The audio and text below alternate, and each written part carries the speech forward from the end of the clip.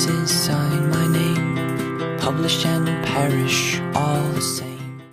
I'm then going to give you a list of some of the successes of the SCIAMACHY GOAM era, which is continuing because GOAM 2 there are 2 GOAM 2s up at the moment working in Nadir, and they will be up till 2020 when they're followed by Sentinel-5 in the early morning orbit, and we will have this geostationary. So Europe's really been kind of caught the others by surprise. I think the agencies may still, it's like in rugby when you give them a superb pass and they drop the ball. Okay, so they may still drop the ball, but Europe's actually, in spite of itself, a leader in atmospheric composition remote sensing. And I think this is of strategic importance because as we move into this towards the 10 billion people world, just like, you know, at the moment, if you've been listening to the news, there's a potential water war heading up between Egypt and Ethiopia concerning water rights. Well, in the sense of Paul's open commons, I think there will be issues about pollution and about air quality and who's doing what and where. And other than the intrinsic damage through air quality to human health, we have this longer-term problem of changing in the Anthropocene many things, including the environment, ecosystem services, I think you shouldn't forget about, which is the services given us to the ecosystem essentially we can take for free. That's like oxygen is one ecosystem service provided apparently for free. But there's nothing really for free, including data. Somebody's paying for it, and or some system is paying for it. So in that sense, I'd like to continue now in this vein, and we'll get into a bit of what we're actually doing, okay, in remote sensing.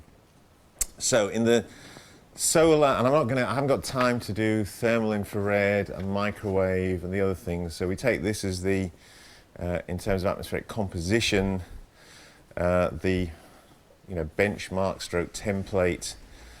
When you get into meteorological remote sensing, essentially, well, water vapor is a crossover because it's both an atmospheric composition, important for the production, for example, of OH, for the chemistry, which is the most important oxidizing agent of the atmosphere.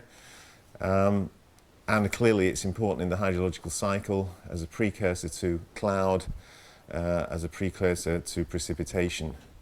Okay, so there are crossovers between different disciplines here in terms of species.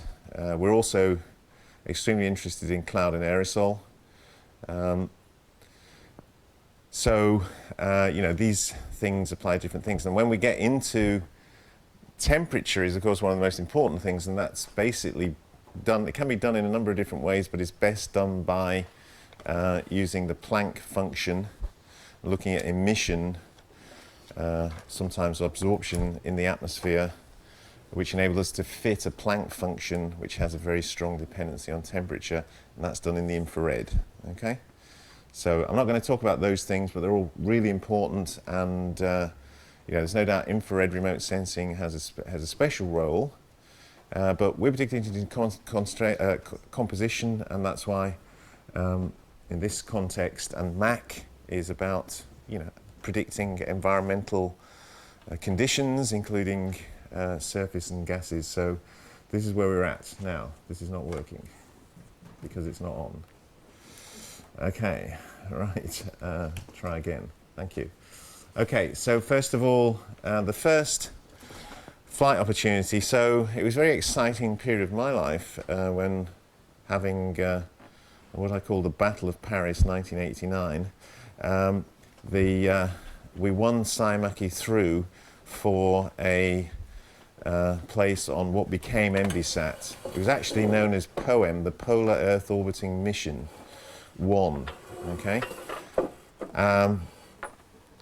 And POEM really came up because some smart people at the agency, essentially Mr. Kohl, the German chancellor of the time, and President Reagan in the early 1980s, in order that President Reagan could pay for Star Wars, he needed to free up a bit of money. And he did this in part by asking the Germans to join in on the International Space Station, a civil project. And so we have the Made in Bremen Columbus module now on the International Space Station. However, some smart people at the agencies decided that if they were going to work on this, they wanted to create in the Columbus program a thing called a free flyer.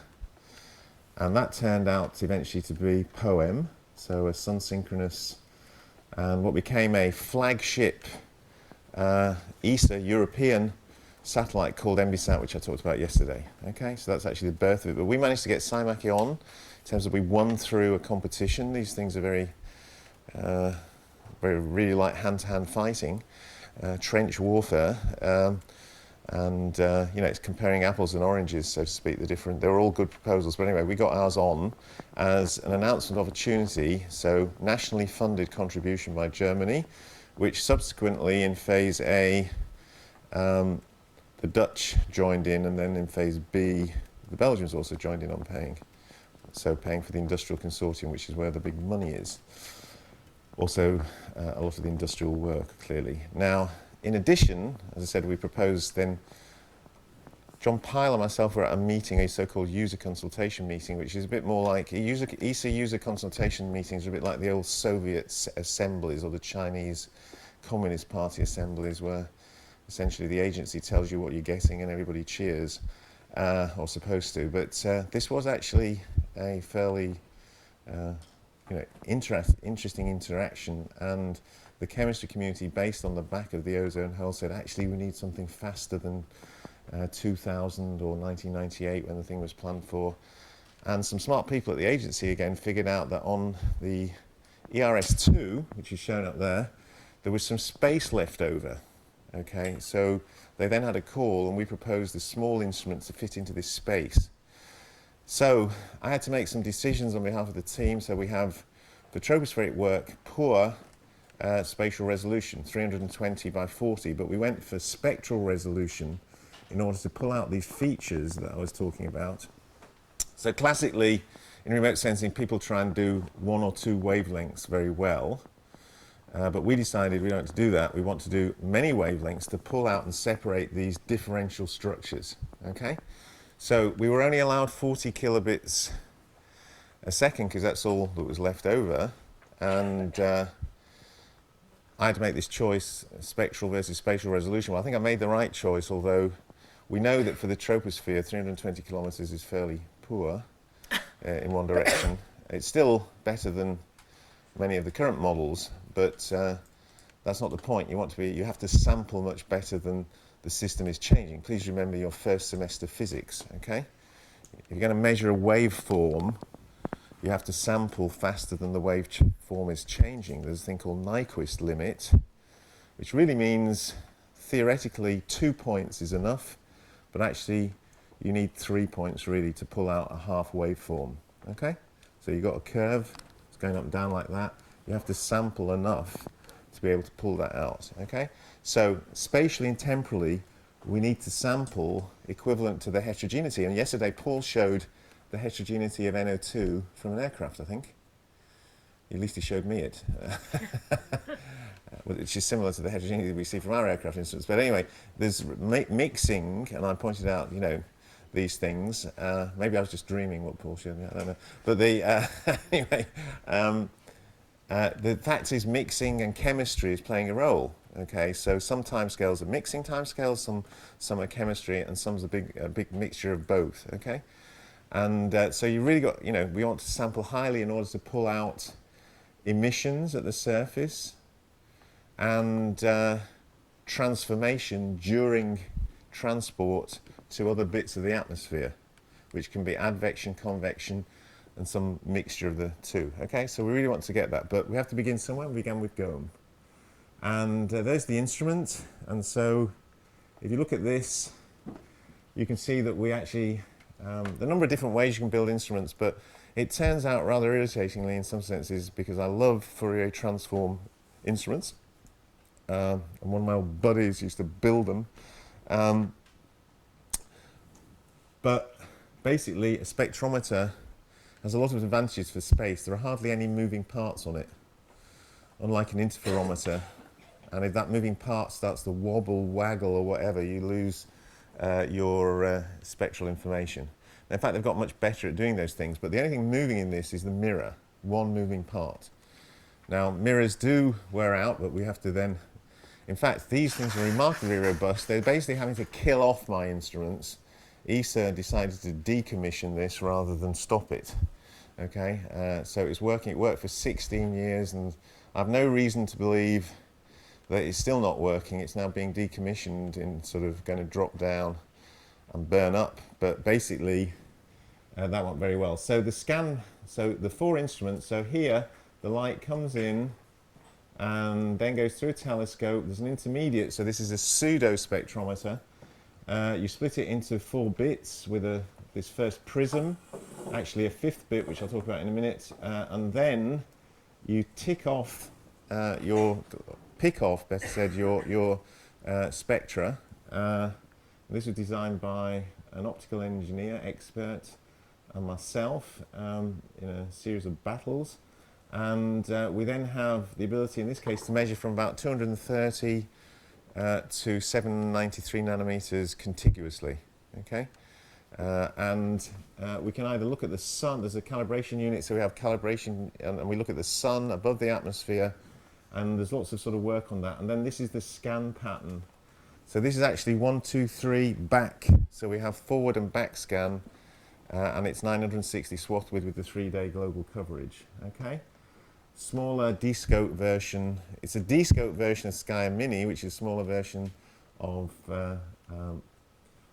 SCIAMACHY or SCIAMACHY. Okay, good. Let's have a look at SCIAMACHY now. Okay, the difference there is, as I said, we originally had 2 instruments doing all these 3 modes, but we can view in Nadir, looking down, we can view in LIM, and at the top of the orbit, because it's sun synchronous, we see the rise of the sun, and that's called occultation. And in the southern hemisphere, we also see the rise of the moon, okay, when the moon is available. Obviously, the moon does a 28-day circle like that, but you can get it for about 9 days. So we can do some nighttime chemistry then, okay? So that's what this was, and we have a spectrometer with 8 channels now, not simply going from 230, but we go from 214 to 2.4 microns, picking off, if you remember that picture I showed, the shortwave infrared bits where particularly interesting molecules are.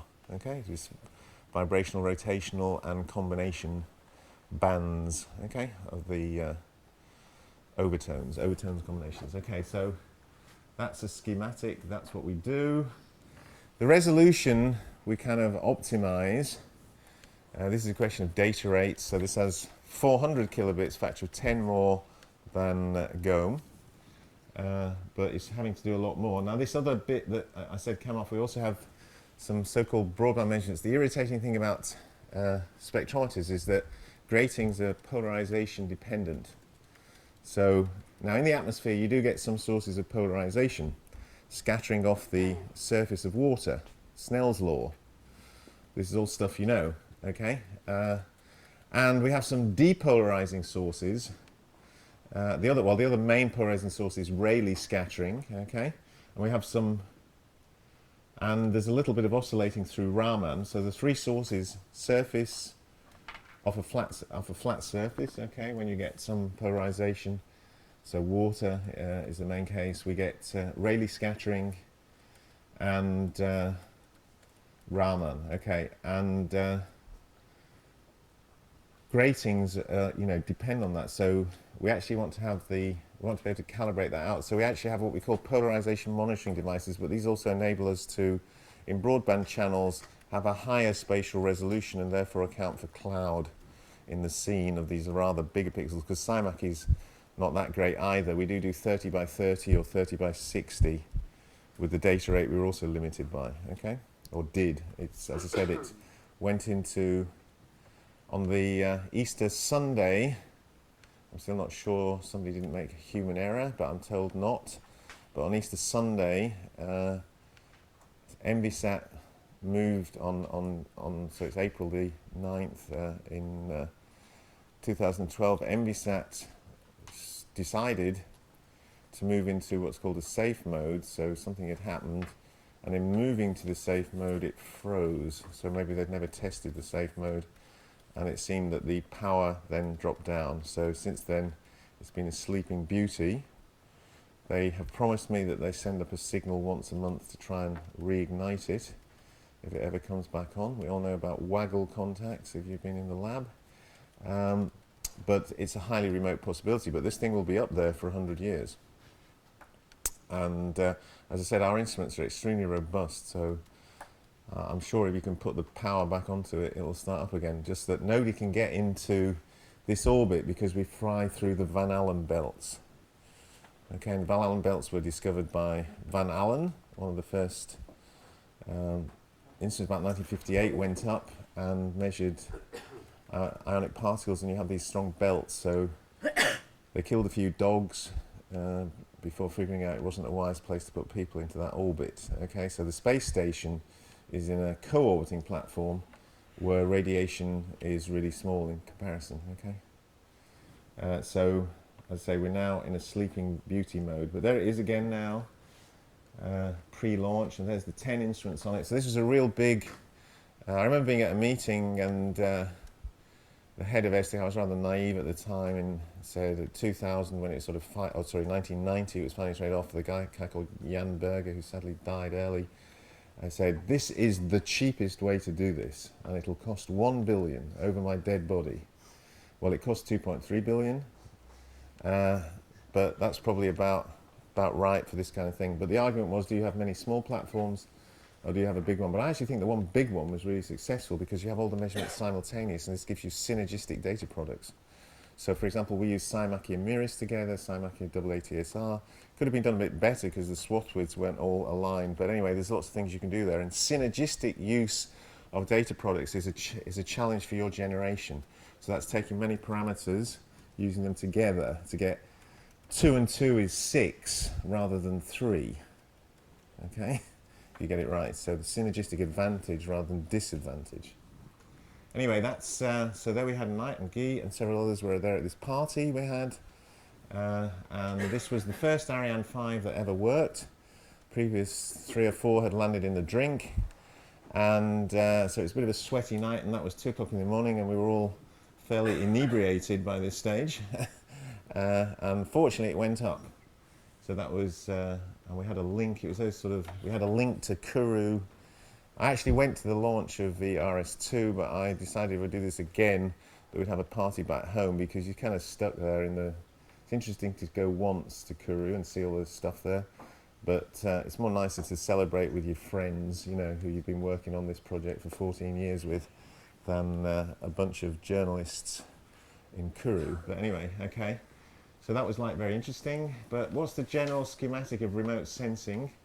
Okay, we've got you know, radiation that we look at. We've got a sensor which measures something. We do data analysis, and this is the big point here.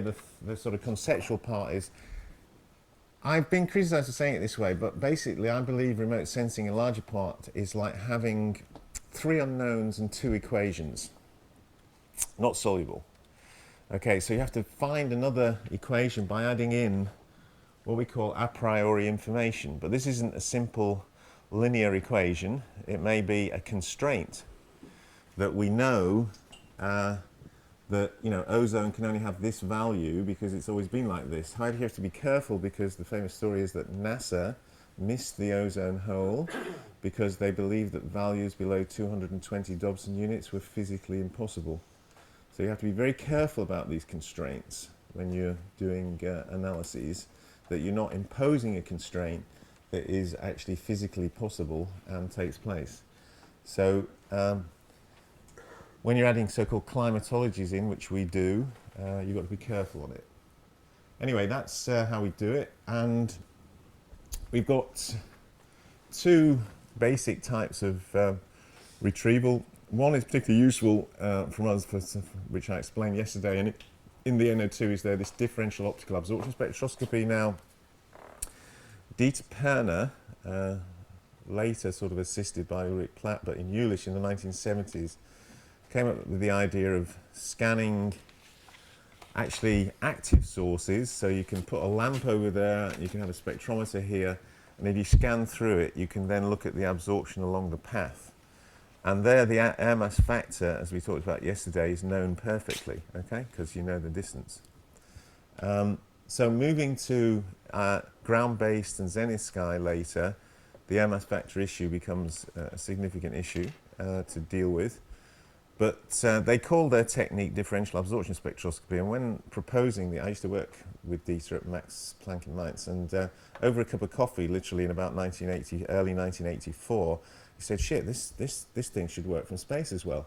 And we were extremely naive, but we had luck of the naive, and we just started proposing it. And you know, I remember a lot of people saying, oh, it'll never work, and I was sort of saying, well, our calculations show that it'll work, you know, please tell me why we're wrong. And there's just a lot of skepticism because maybe like NIMBYs, not done by me, or something like that.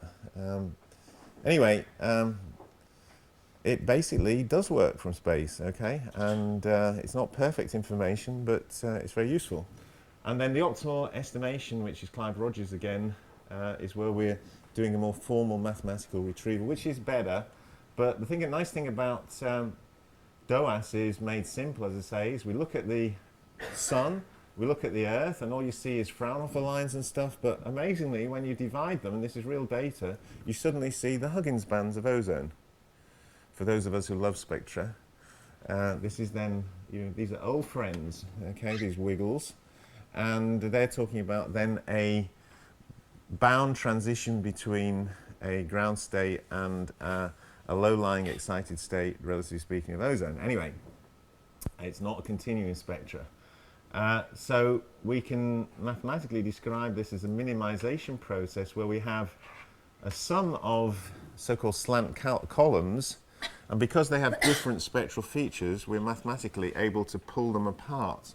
Okay, so we can, in a given spectral region, we can have ozone, NO2, SO2, blah, blah, blah, water, everything, and we just pull them apart. Now, clearly, they introduce errors, so you have a very strong absorbing species, its error is going to induce an error on the weaker absorbing chap, okay, or chap S.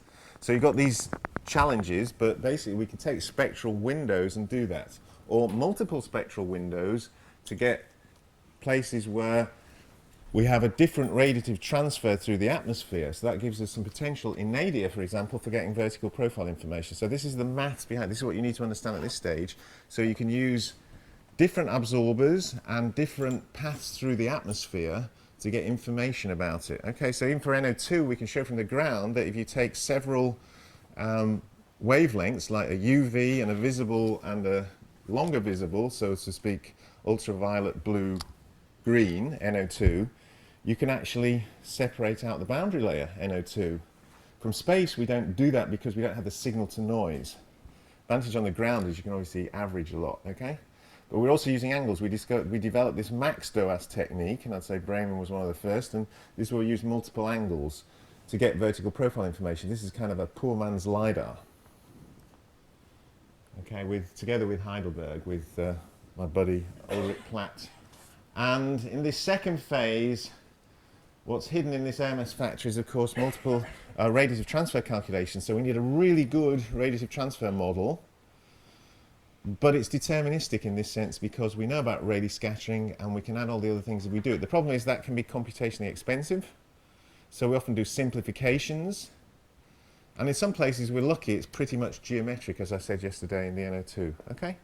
So this is what we do. We first of all get VCs, vertical columns. Now just to show the accuracy, this is real data, and this is a differential. So back in that equation, we often put this polynomial.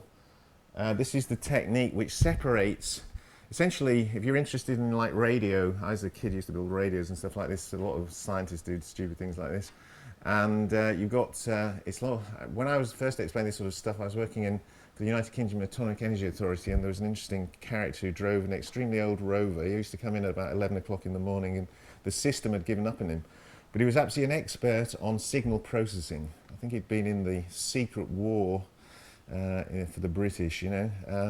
But he always say, it's just like Radio 3 stereo broadcasting, John. You just have to think about that, okay? So you do frequency modulation, all kinds of modulations, basically to wiggle out the noise or the signal from the noise. And in this case, we're taking a high-pass, low-pass filter approach, and basically this guy takes out all that broadband stuff and leaves us the differential structure, which is why when you get these, so you see, this is why we go from 0. This is a differential signal, in this case for NO2, and look at the, you know, you can hardly see them. This is the spectra and the reference.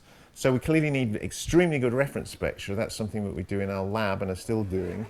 And here's ozone, both in the Huggins band and in the Chapuis band. So that's, Chapuis band is 500, and that is 300. So again, in principle, we get information. We can go a little, go a little bit further. The problem is that this is over snow here.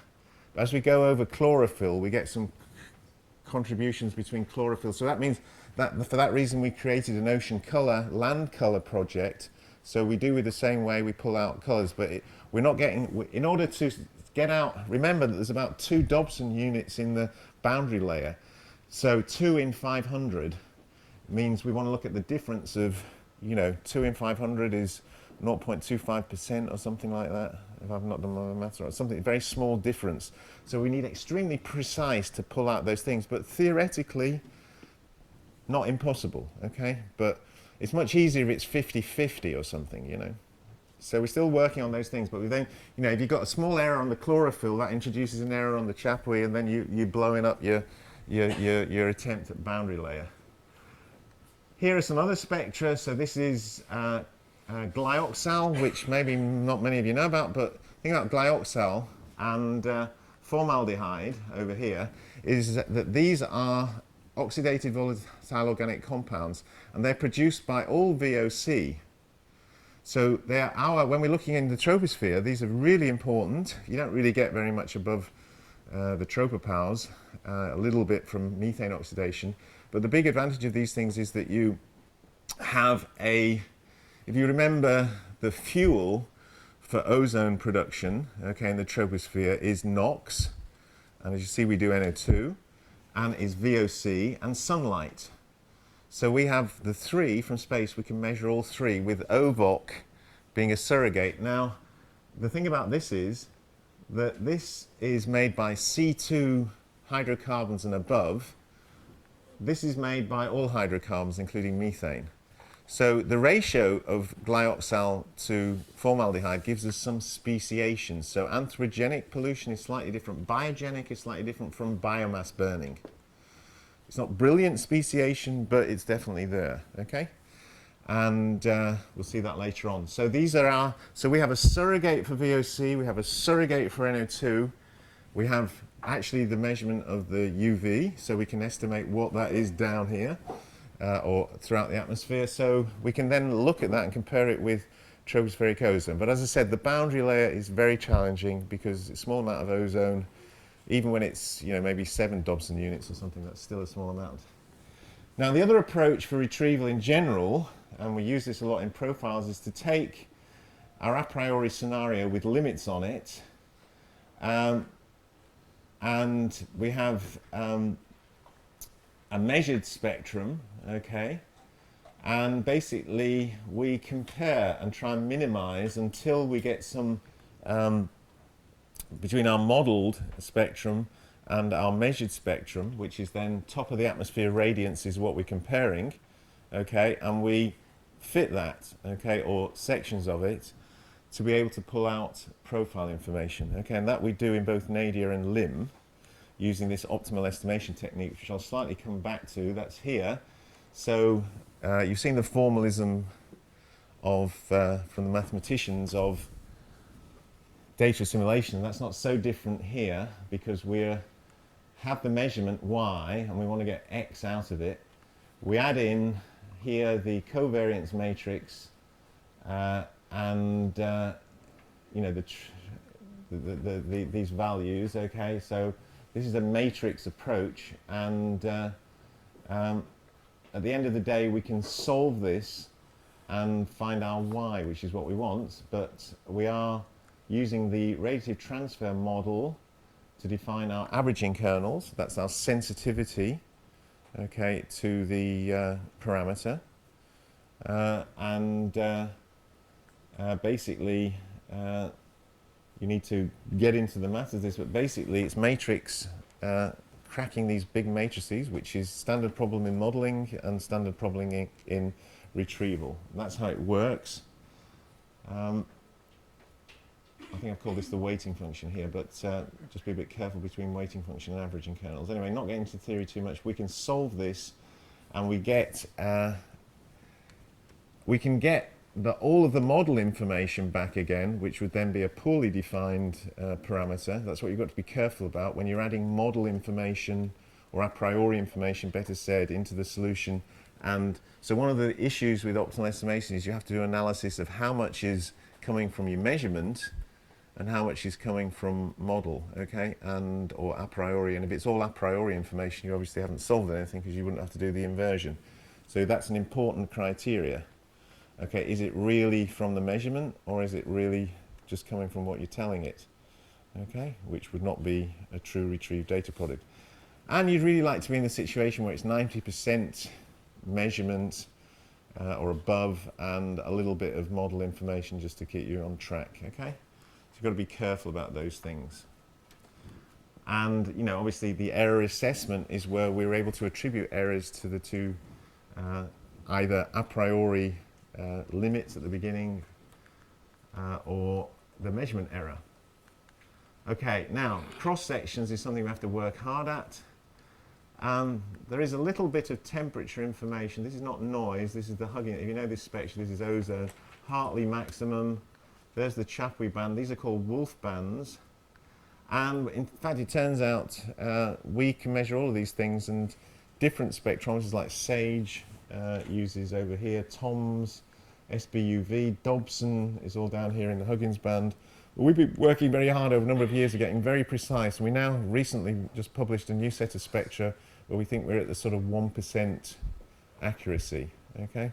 Difficulty here is something like ozone. In the old days, a little bit less health and safety. I've had several ozone explosions, and my buddy Richard Wayne and mentor has a good story, is that he had, when Dobson was around in Oxford, okay, he was still measuring up on what's called Boar's Hill, okay, and he started these measurements in 1929, was still measuring in the early 70s and whatnot, and it needed to be calibrated, so Richard would do this for him by filling ozone at a very high pressure, for a partial pressure of ozone, in a glass bulb, and he would then send a student up on the bus with this glass bulb.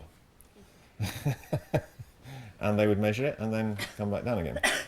But what you have to know is that above something like 6% ozone, ozone is explosive. And I personally have had several ozone explosions when you make concentrated amounts of it. But the trick was, his student was a Jesuit priest. And they never had an explosion. But they had other explosions. Ian Jones, who you might remember, lost his ear, and a bit of ear. So ozone's not to be messed around with. It's extremely reactive stuff. But anyway, the story is that obviously there was divine help for this Jesuit priest, graduate student, or part 2 student, as they say in Oxford. In fact, Dobson, for the last years of his life, was calibrating using Richard's homemade pure ozone. Okay, so actually doing these things is quite difficult, but I have a team of people doing these things, and we're, you know, it's a hell of an effort, but because we're going, you know, from 3% errors to 1% errors and getting all these little dinks and wiggles out of it. Okay, similarly, new things like IO, here are our spectra. Iodine oxide we measure, and this is coming out of the ocean in parts. That's the halogens is something that myself and Rick Platt and others have been working on for a long time. This is about halogens in the troposphere. And so we have to do this, anyway, we have to do this high resolution. To get the stuff right, you need this stuff, and this is hard work for those who do it. Okay, we also need an extremely good radiative transfer model. Now, in Bremen, actually, and in Mainz, it was at the time of perestroika when Paul Crutzen said, "Can you come in on Saturday morning? We've got a visit from the Russians." Okay, and so a guy called Yuri Timofeyev, who was at the time professor in what was Leningrad, was coming through. Okay, and those days you may not remember, you may have no experience with it, but in order to make a call through to Russia, a telephone call, you had to get up at 3 o'clock in the morning and hope that you got through, and you almost certainly heard people listening in, because they'd occasionally make remarks. Anyway, so it's a difficult time of communication, but Yuri came through and said, "Okay, perestroika, we should do something all together, and what do you think?" And Paul said, "Well, what do you think, John?" I said, "Well, you know, you could join in this new project." And so he sent a guy called Vladimir Rozanov over, who then worked with me for many times and eventually you know, became permanent member of staff in Bremen. But the joke is this, so I said initially, "Okay, Vladimir, we should use this American LOTRAN program, very good," and they've been working on it for years at AFGL in Bedford, and so after about a month, Vladimir had been looking at this and he came in and said, "I think we can do better," okay, because one of the things about Russian science is they're really good on the math side and they're really elegant because they didn't have big computers, they were actually people who solved things. So I said, "Okay, well, what do you think it needs?" Okay, and he said, "Well, I think probably get something out in about 6 months, you know." Well, okay, that sounds okay. And the joke is, 26 years later, he's still improving the damn thing. Okay, so this is a family of programs which takes plain parallel, though pseudo parallel, or even better. So you have to take refraction into account. You have to do all these things really well. Surface, we can do limb. We're using it for ground-based, any aircraft, anything. We're using it all possible variations, and we can also do it as input to a model. It does very good calculations of the photolysis rates of species, very accurate. In order to speed up, we can line by line, as it's called, is very slow. So as we get into the infrared or shortwave infrared, near infrared, but we can use this thing called, which is CK. Which is up here, which is a way of speeding up that by mathematically distributing absorption types into bins. You need to look at the maths on that. This is a whole area. We have rotational Raman scattering and actually also vibrational Raman, which is quite computationally expensive as well because you have to calculate the information going from here to here. And refraction, as I said, and of course the surface, we need to get the surface, and that's very angularly dependent, and it's not no Lambertian surface. You assume things like this, and clouds, there's all sorts of stuff, so there's a lot of work in this, but we've got a very good model, okay, and we use that in our retrievals. Now, I'm now going to start about what I call the legacy of this mission, and I'm going to start at the top of the atmosphere, which some of us are interested in, as I said yesterday, but maybe you know, it's just interesting to note, but the point is at the top of the atmosphere, so this is the interaction between the sun and the top of the atmosphere, and it's an important part of climate. Now the first thing is that we get extremely good solar spectra, and in the next phase we're going to try and absolutely calibrate. The problem in the UV is that the instruments degrade because we get space junk on them which absorbs in the UV, okay? And we're devising ways to try and get that out, but we'd really like to get SCIAMACHY and GO, and we've got some excellent highly spectrally resolved measurements, but we're working on that in the next phase in a new German project called ROMIC, and I hope finally that they do it. But you can see that we get extremely good knowledge, and we're able to see, for example, you know, changes in the basically during the Halloween storm, when we get a solar proton event, you can see changes of the darkening in the infrared, brightening in the UV, and vice versa and stuff, depending. So there's a lot of sort of solar physics you can do and understand these things, okay? So we have, and you can see that our noise is zilcho, okay? So we're trying to measure the output of the sun as a disk, okay? And we can get a lot of information on that. So that's where we first start. Now, NO emission in the UV is created by resonance fluorescence. So the NO absorbs, and in the 200 to 300 region, you get these very nice bands shown here. Okay, and here they're assigned. Now, together with the project, which started in Bremen but has now moved to KITS as part of a young scientist program run by Miriam Sinhuber, one of my longtime colleagues. And here you see this Halloween solar proton event. So you see in 2003 in October, this is the normal situation around the poles, and then bingo, at 70 kilometers we start to see massive production of NOx. Okay, and you can see that here in the altitude distribution, and this has just been published actually in ACP, and Stefan Bender is the first author, but this has been Miriam and I have been working on these things. We got these spectra out very quickly because they're easy to get out, but to invert them is a little bit more challenging. So we get some very nice information about NO at the top of the atmosphere. Recently we've produced these lovely pictures of aerosol, and this is volcanic eruptions, okay, which are, and the issue is how does this stuff get into the stratosphere, okay?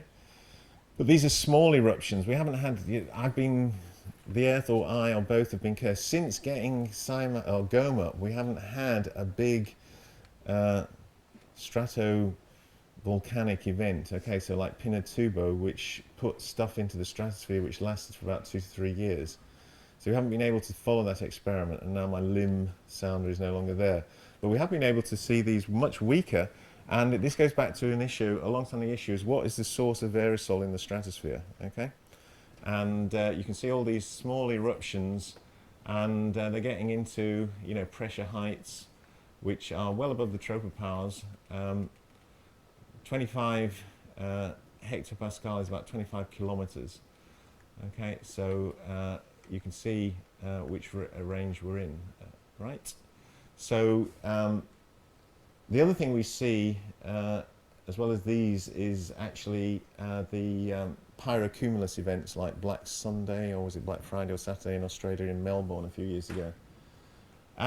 A new sort of discovery is this. This is now the trend of ozone over the last 10 years, and we're seeing something very funny happening here, which is being, this is like not a retrieval issue, but we're finding why is this ozone going down in the tropics, okay, around the peak, and we actually know it's from NO2, okay, so that's the NO2 trends. So this is an unexpected phenomena, and we're working on the origin of it, okay? It's in the stratosphere.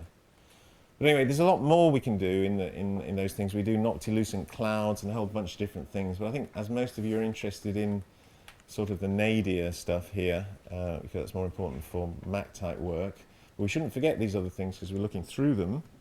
And here, first of all, is very nice work done by Mark Weber in my lab. He's one of the group leaders I have. And he defined this empirical linear relationship between the eddy heat flux going to the poles and the ratio of 50 to 90 north-south between between spring and autumn, basically, or autumn and spring, to get it the right way around. But what you can see is you can define the ozone in this region, okay, so in the northern hemisphere between March and September, so that's spring divided by autumn, and in the southern hemisphere September, March, and amazingly all winters fit on this curve. And first results from modelling now are beginning to show the same thing, but we're looking at the reasons of it, but it's an empirical relationship which is very useful. And even these record ozone high loss in the Arctic, or very high ozone in the Arctic, which are very dependent on temperature, are explained by these things. Now, NO2, which you're all working on, is of course the favourite molecule in terms of remote sensing because it's got all this wonderful picture. Now, when we first produced these so-called NO2 pictures, and this is just an example from 2011, what you can see is, as Paul pointed out, these are all very used now for lots of things, but for us at the time, a lot of people didn't want to believe it, but obviously we're having pollution centres biomass burning is a big issue which we can see going around the world, and actually we see shipping lanes. And the ships, this is just a particularly good one, this is the most important, we'll come back to this. And we see export. Now, these are obviously much weaker signals than the high things, but we were able to follow these because we've got quite a lot of sensitivity. Okay, so one of our big sort of discoveries, which we published in Nature originally, going out to about 2004, were these huge increases over China, but this is now new work and our update. So we were the first to see these things, identify these things. Europe, oops, in 2008 that there was a slight slowing down because of the... We've actually done a nice paper this year from Athens with Mikhail Frekousis, who shows the impact of the financial crisis on Greece, as seen through NO2. That's just out in GRL. But there was an impact here which was partly cleaning up for the Olympic Games, but now we're back on the apparently on growth, and Europe is sort of coming down, but we think it might be sort of like going up again. It's a question of changing fleets and things like this. So you can read about the details, but we can look at these hotspots in America. It's also going down. It's primarily legislation, so we've shifted our pollution for our products quality-wise to Asia. Now this is the nice thing that Paul mentioned yesterday.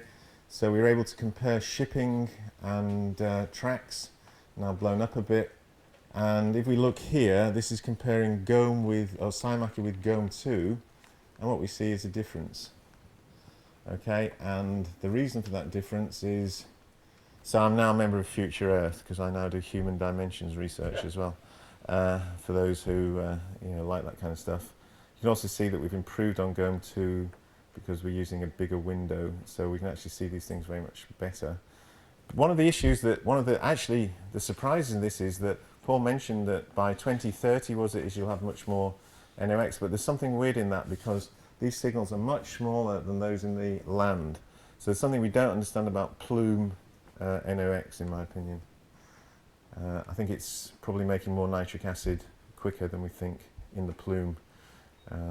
So we'll see. That's an open issue.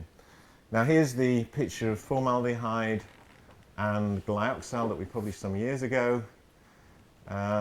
You can see that what we're seeing here, it's actually interesting in Africa because we have a mixture of biomass burning and biogenic. In the tropics there are huge amounts of biogenic emissions, and we get large signals of both formaldehyde and glyoxal. And we also get this thing over the ocean. There's a bit of a debate going on. All the people say this is nonsense over here, but in fact we are convinced, and there have been validation measurements. We've improved on this, so there's also maybe, it's not quite as low over here. The model at the time from Maria didn't have any ocean source, so we were able to get the idea of it, but this is glyoxal formaldehyde is a growing body of information for you. Here's from CHIAMACHY.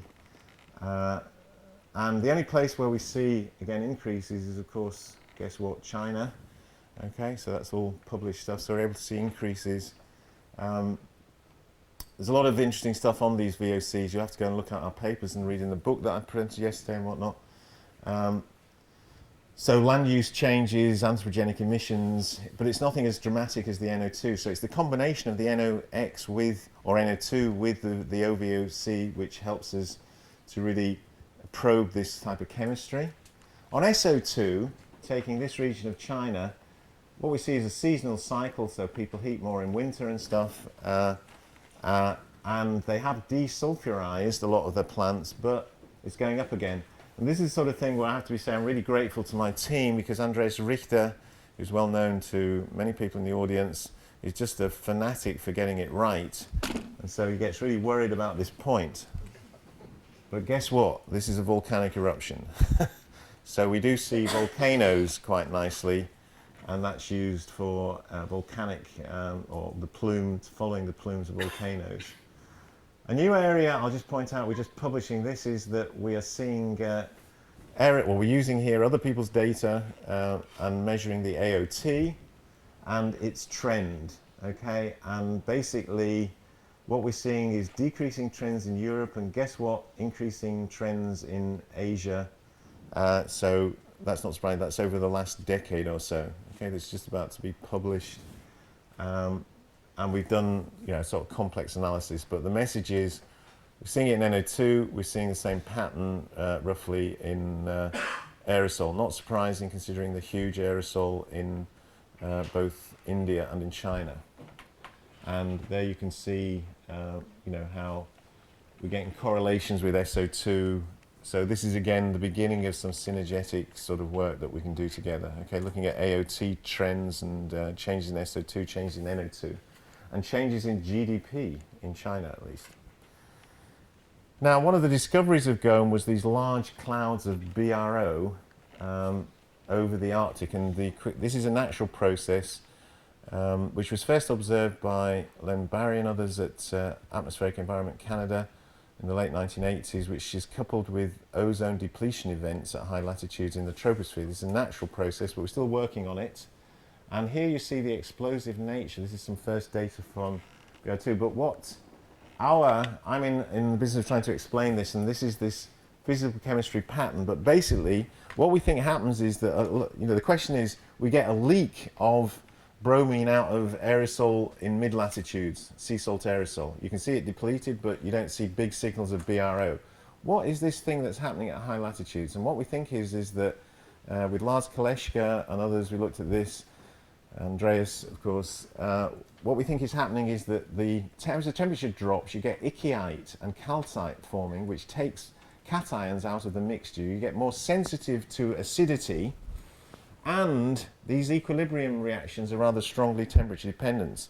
So this complex gas phase, surface phase process results in production of bromine and BRCl.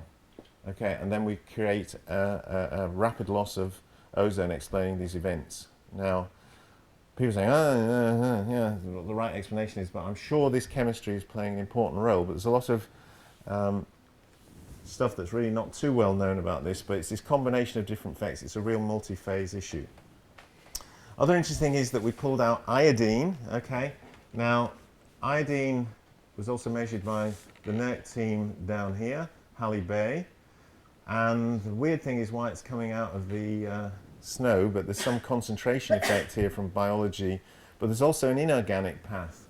But we also see it off the coast of in the upwelling region. For those of you, which is why we have to be multidisciplined, this is the upwelling region from oceanographers, and we see iodine in these biologically active regions, and that's a very active field of work.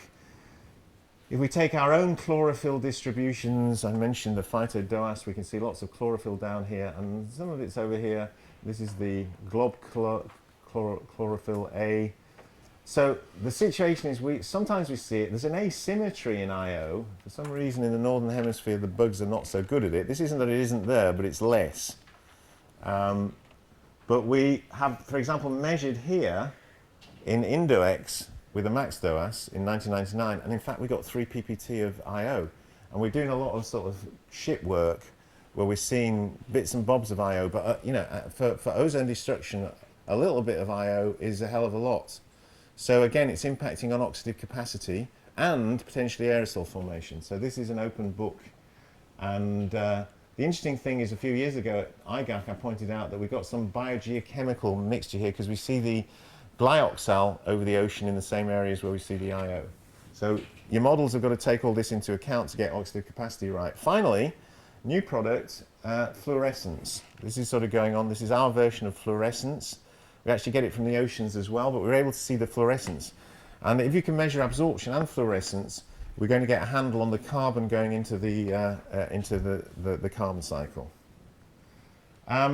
We also do CO2 and methane, and this is a nice plot showing X-CO2, which is this dry column molar fraction or mixing ratio.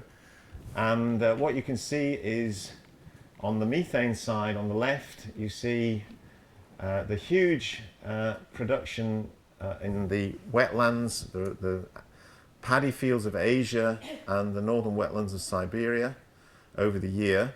And in over here on CO2, you see the breathing of the yearly cycle of CO2, which is that in autumn the leaves drop and they hang around and it's cold and not much happens, and then in March the bugs get going and boom, CO2 comes out. But then the growing season starts and boom, the CO2 gets pulled down, okay? And we want to do this much better because we want to do this at 1 or 2 kilometer resolution so that we get the emission from the cities. But this is a fantastic result for us. This was extremely hard because the detectors were really difficult. All sorts of things went wrong with this, but it works. But actually, you know, you can now see some things. So we see, again, the Netherlands as the main source of pollution in Europe, and London. So we see hotspots where the population is high, and these are the anthropogenic sources in the emissions database, which here in this context, Claire is responsible for, okay, or responsible for reporting on. Similarly, in China and India, we're seeing, you know, large hotspots of CO2. Now, the point is, we can see this now on average data, but we can now, with the new instruments that we're planning, get the same sensitivity on a single shot measurement rather than having to average. Similarly, Japan. So these are hotspots. This is all new stuff. This is rather nice, showing the methane coming out of the wetlands. Now, there's this time bomb in methane, which is the methane in the permafrost, which is coming out a bit at the moment, but if there's suddenly a huge warming in the Arctic, we're going to have a massive additional source, or not, if it doesn't happen. So the clathrate, the permafrost, is a big issue. Okay, so what's going to happen in the future? And I don't need that anymore, sorry.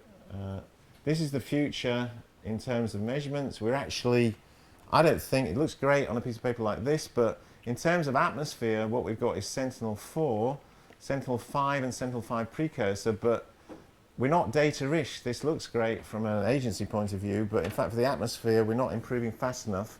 And we're getting towards, when this MTG comes up, with the infrared and the Sentinel-4 instrument, we're able to do a lot of these different things. So that's 2020 period. You need to prepare for that. We'll do a lot better.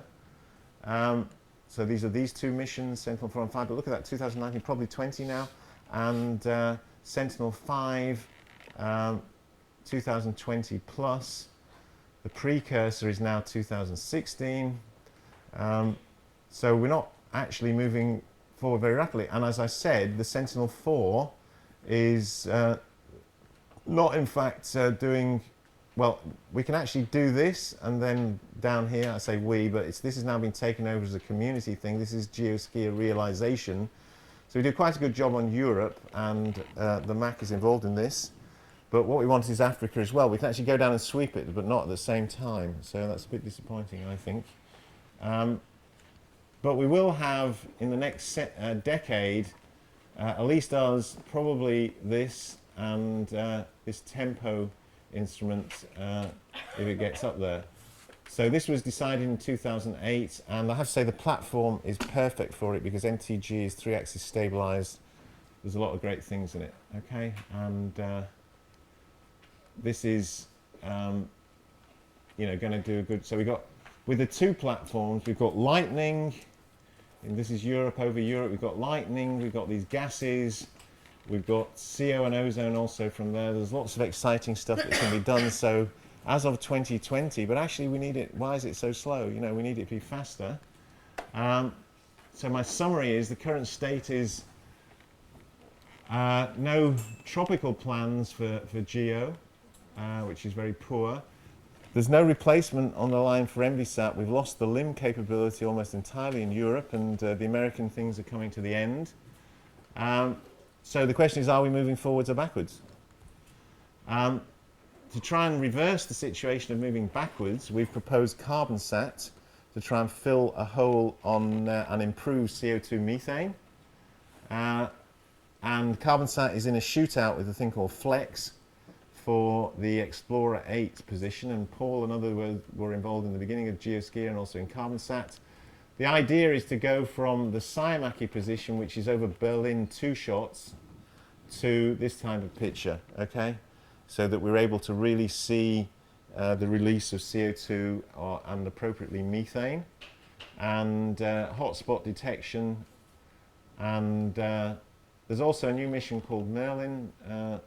This is a laser mission, but you can see the disadvantage of a laser. You get a stripe, okay, so that's not going to help all that much, but we certainly think we need, to address this problem, we need the passive and the active all coupled together.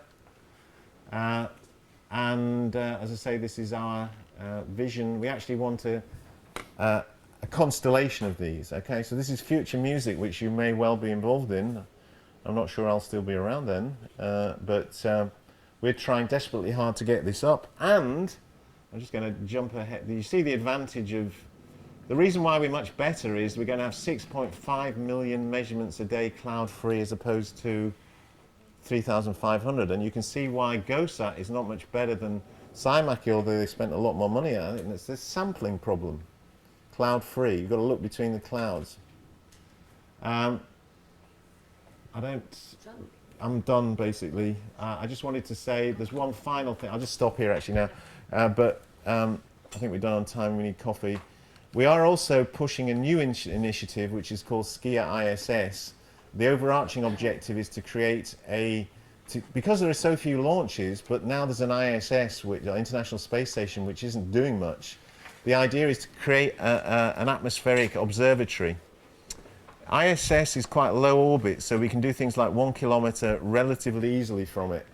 But we need the community and the senior people in the room to get behind it, otherwise it's not going to happen. But the DLR in Germany is pushing this line. In fact, yesterday morning, I had to send a transparency or a PowerPoint to the DLR who's presenting at the United Nations. So we're trying, and the DLR is in Germany, the space station is quite helpful, but we need everybody behind it to say this is what we really want, because otherwise the next improvement will be 2035 from EUMETSAT, because they think in like the Roman Catholic Church in centuries rather than in decades. Okay, so it's too late. We have to get onto the problem. We have to have new and scientific-y type things, and I'm sure the astronauts will be glad to have something useful to do up there. Okay, with that, I think I've covered pretty well what is an introduction to what I hope is the next generation of remote sensing, retrieving, all singing and dancing scientists who will keep me happy in my old age. Thank you very much.